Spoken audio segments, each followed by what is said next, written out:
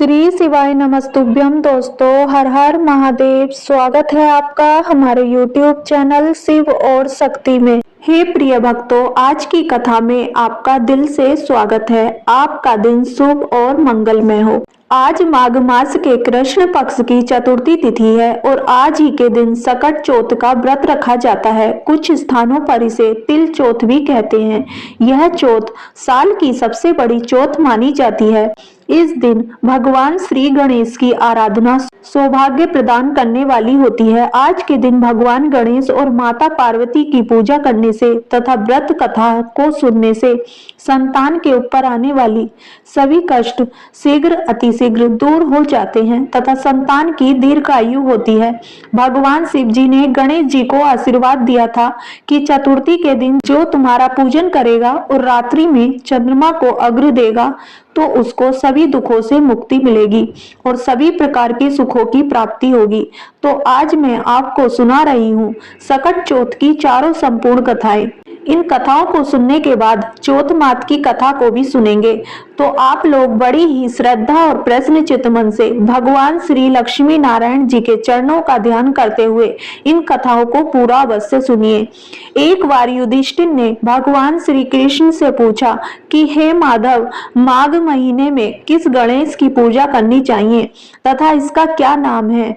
उस दिन पूजन में किस वस्तु का नैवेद्य अर्पित करना चाहिए और क्या आहार ग्रहण करना चाहिए?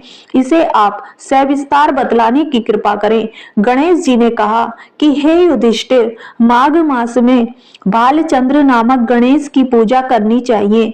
इनका पूजन षोडशोपचार विधि से करना चाहिए। इस दिन तिल के 10 लड्डू बना लें, 5 लड्डू देवता को चढ़ावें और शेष 5 ब्राह्मण को दान दे देवें।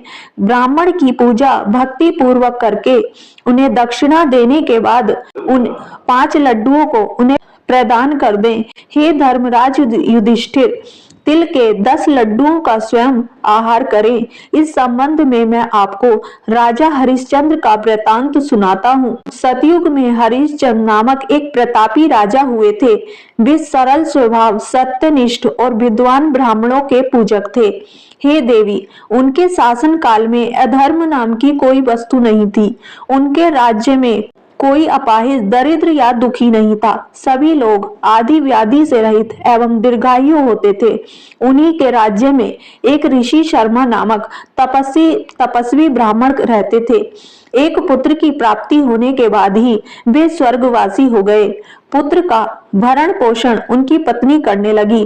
वह विधवा ब्राह्मणी भिक्षाटन के द्वारा पुत्र का पालन पोषण करती थी। उस ब्राह्मणी ने माघ मास की संकटा चतुर्थी का व्रत किया। वह पतिव्रता ब्राह्मणी गोबर से गणेश जी की प्रतिमा बनाकर संदेव पूजन किया करती थी।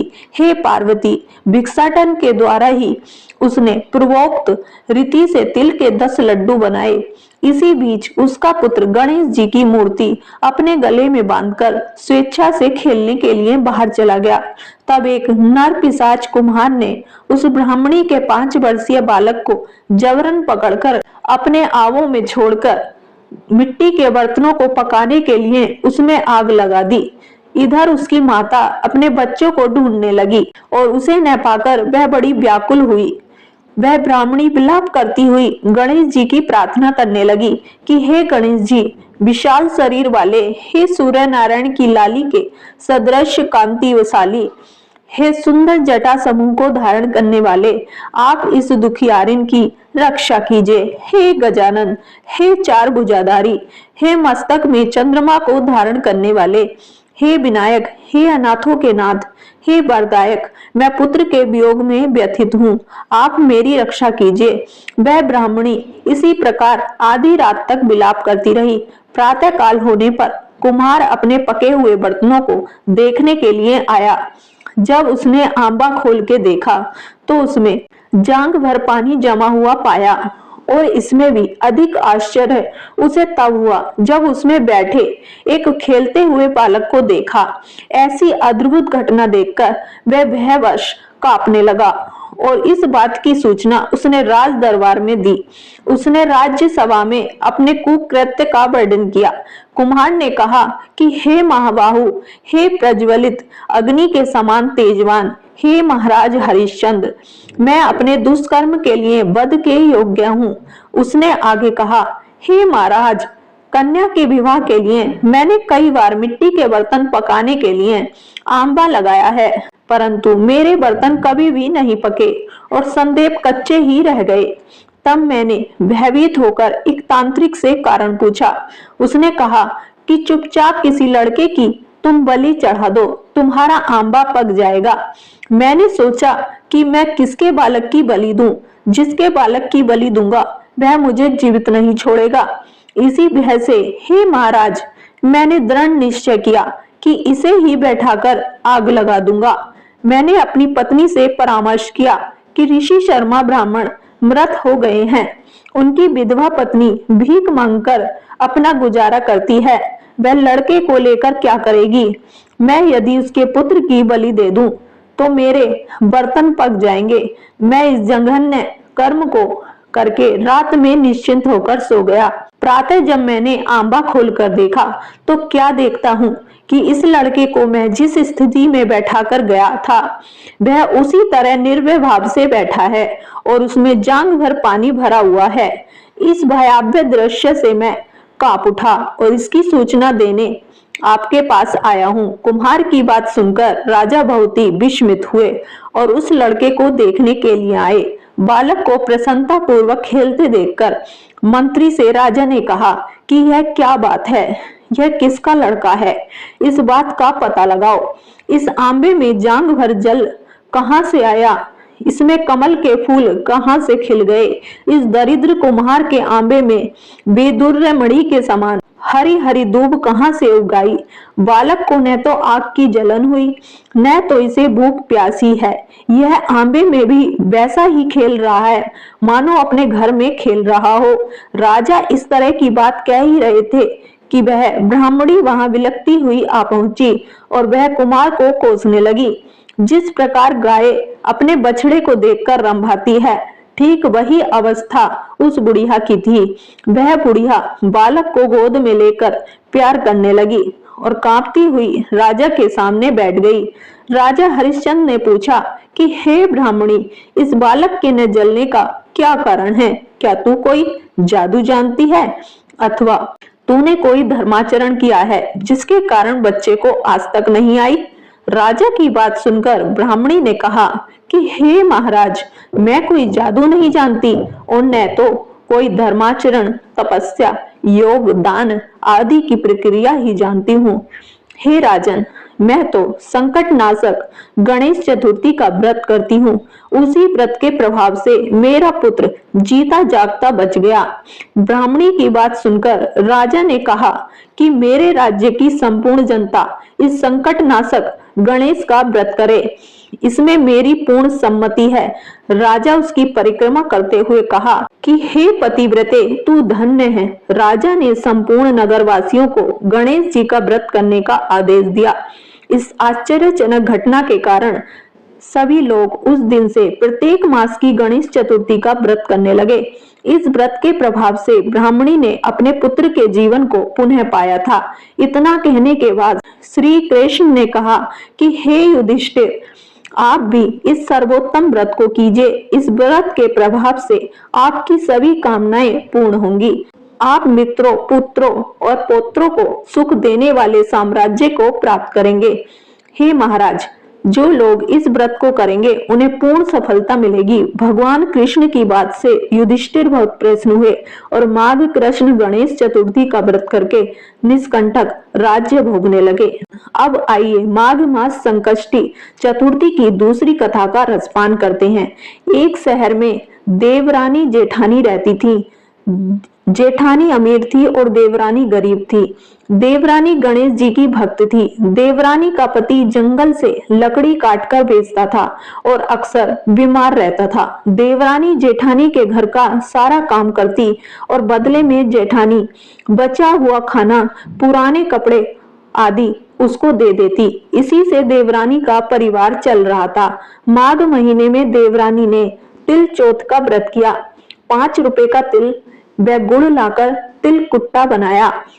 पूजा करके तिल चौथ की कथा अर्थात तिल चौथ की कहानी सुनी और तिल कुट्टा छिंके में रख दिया और सोचा कि चांद उगने पर पहले तिल कुट्टा खाएगी और उसके बाद ही कुछ खाएगी।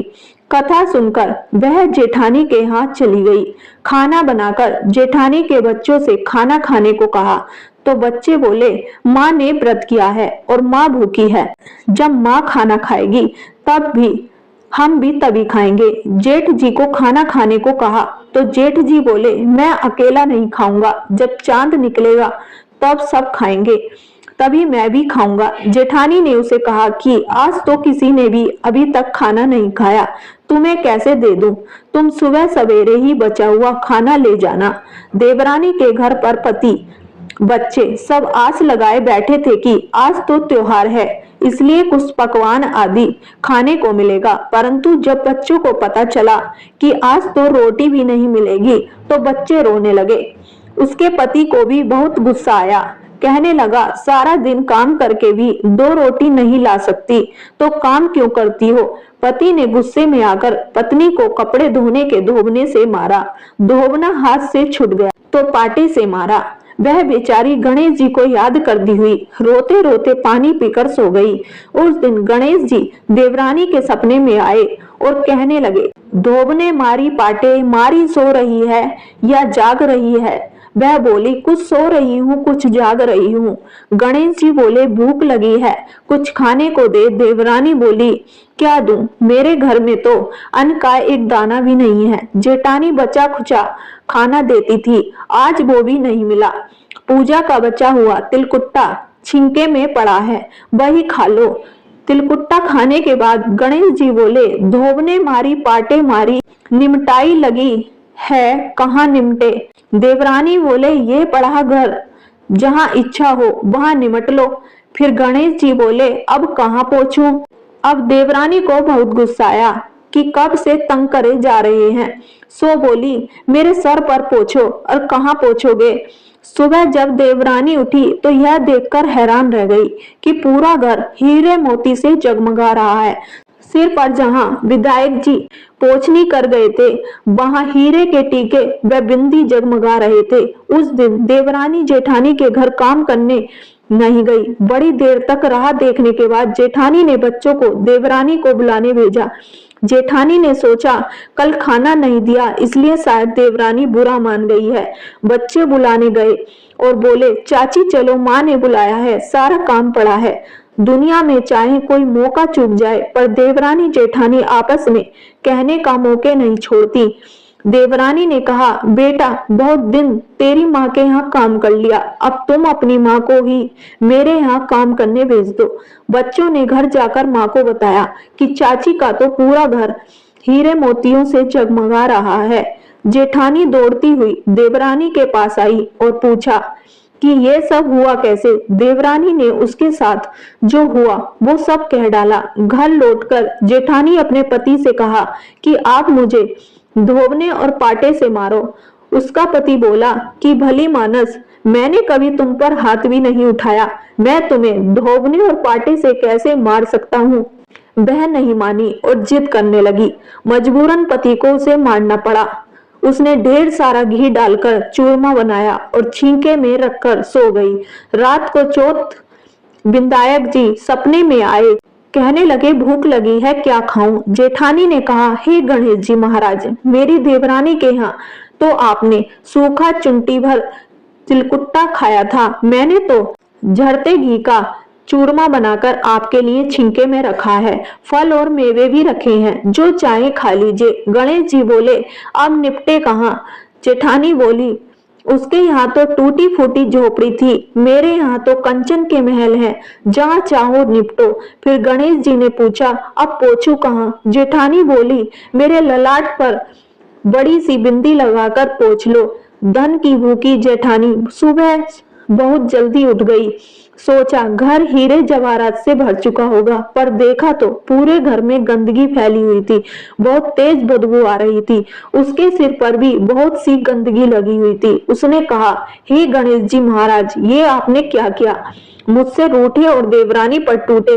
देवरानी ने घर की सफाई करने की बहुत ही कोशिश करी, परंतु गंदगी और ज्यादा फैलती गई। जेठानी के पति को मालूम चला तो वह भी बहुत गुस्सा हुआ और बोला, तेरे पास इतना सब कुछ था, फिर भी तेरा मन नहीं भरा। परेशान होकर चौथ के गणेश जी से मदद की विनती करने लगी। गणेश जी ने कहा, देवरानी से जलन के कारण तूने जो किया था, यह उसी का फल है।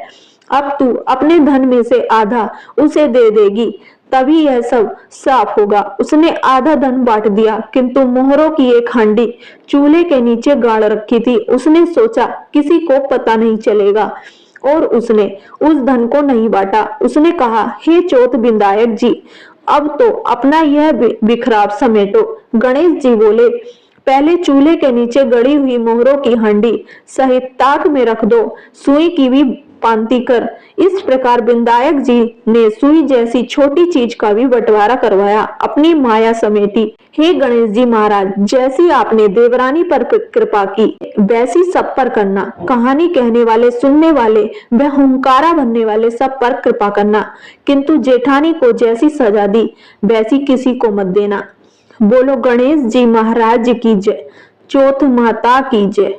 आइए अब बड़े ही प्रेम से चौथ माता की कथा को सुनते हैं। आज के दिन चौथ माता की कथा को सुनने से ही व्रत पूर्ण माना जाता है तथा समस्त मनोकामनाएं पूर्ण होती हैं। एक नगर में एक बूढ़ी माँ रहती थी। वह अपने बेटे की सलामती के लिए 12 महीनों की चौथ का व्रत करती थी।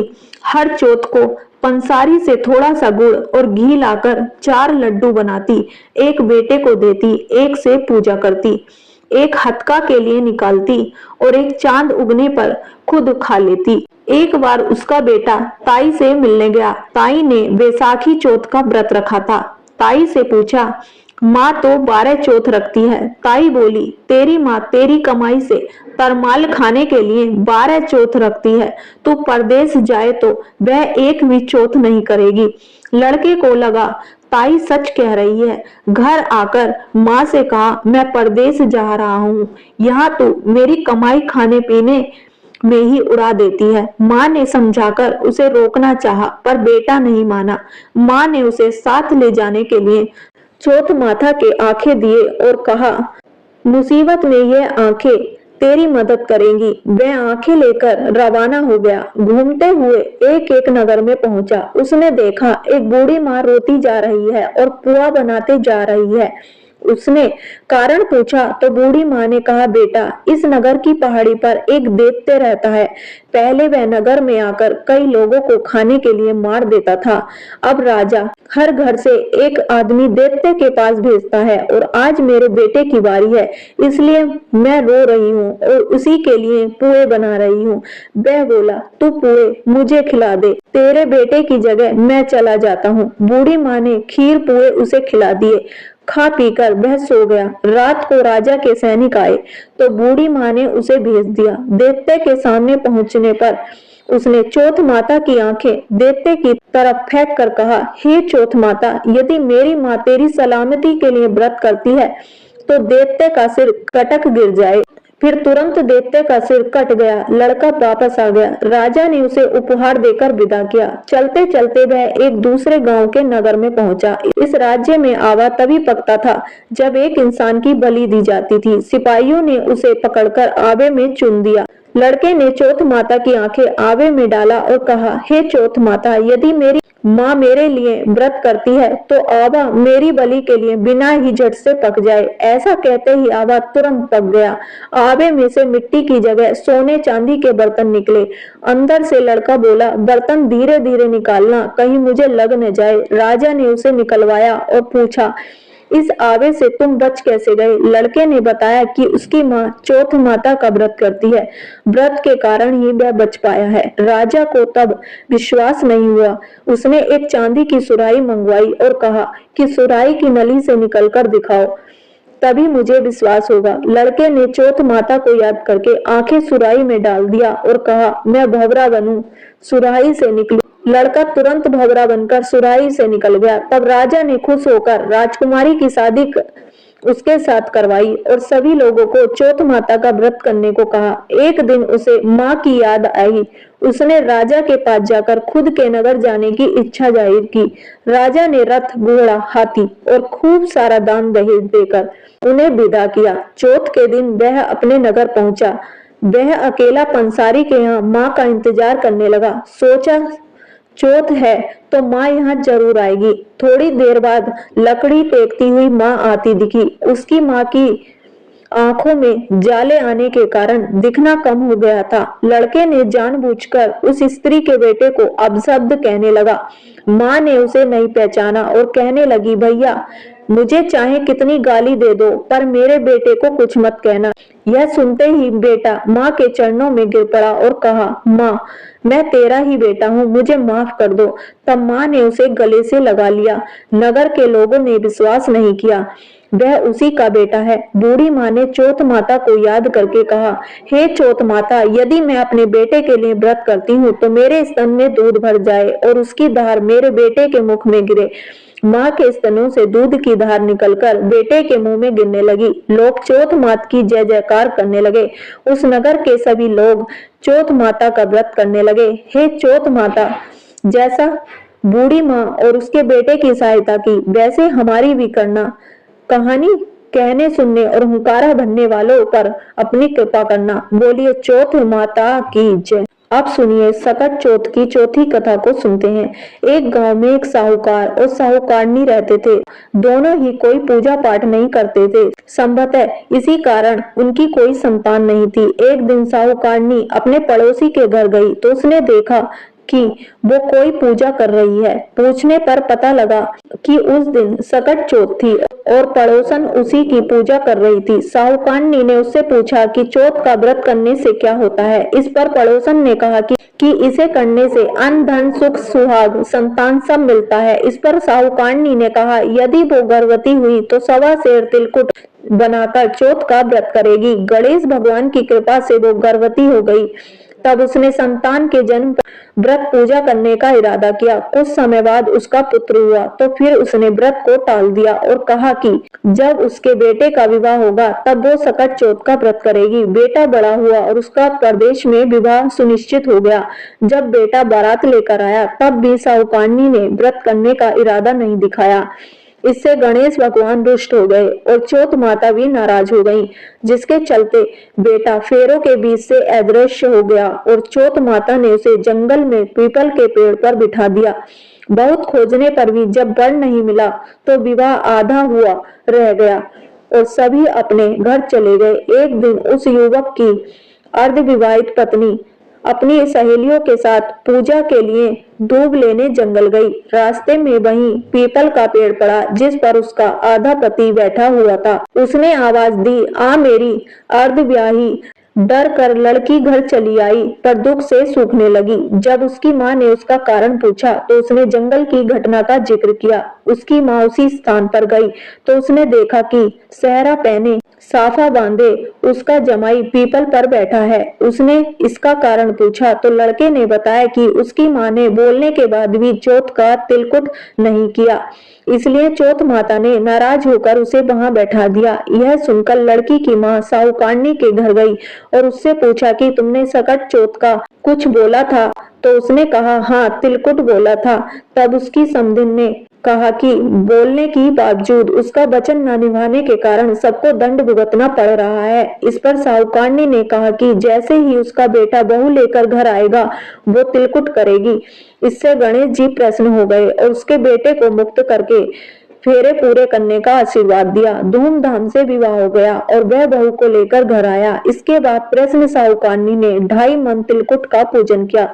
साथ ही प्रार्थना की कि हे श्री गणेश, चौथ माता जैसे आपके आशीर्वाद से मेरे कष्ट दूर हुए ऐसे सबके दूर हो। वो हमेशा सकट चौथ और तिलकुट करने लगी। तभी से सब लोग ये कथा को पढ़कर इस व्रत को करते हैं। एक बार प्रेम से बोलिए गणेश जी महाराज की जय, चौथ माता की जय। तो कैसी लगी आपको आज की कथा? अगर वीडियो पसंद आई हो तो वीडियो को लाइक करें, चैनल को सब्सक्राइब करें और कमेंट बॉक्स में ओम गणेशाय नमः अवश्य लिखें। धन्यवाद।